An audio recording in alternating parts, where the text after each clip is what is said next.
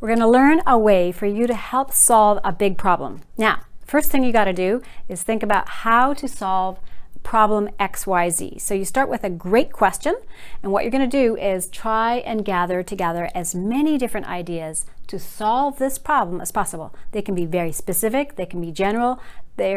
It's really important that people don't feel that their answers are censored. So you say to them, okay, this is our question. How many people understand this question? Let's talk a little bit about that question first. Then you give them Post-it notes. In this case, I've got really nice colorful Post-it notes, and you ask each person, you give them an unlimited number of Post-it notes. So you give them at least 5 or 6 each. And it's really good if this is with a group of less than 10 or 15. What you're going to do is remind them of the focus question. They're going to write their answer down. Imagine that this Post-it note now has an answer on it.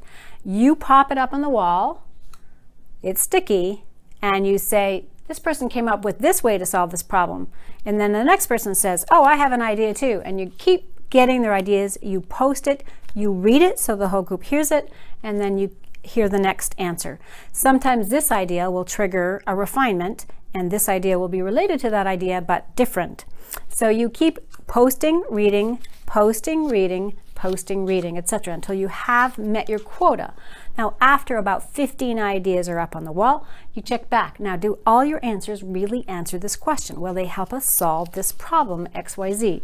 And you take some more answers and you keep encouraging. What else? Imagine if you were a baseball player. What would you do to solve this problem?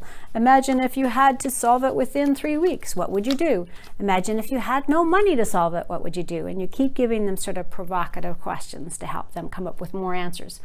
Now, that's a lot of answers. You've met your quota. Imagine you're going for 30 to 50 ideas. And now you're going to have to take them from divergent ideas to converging to a single focused couple of answers.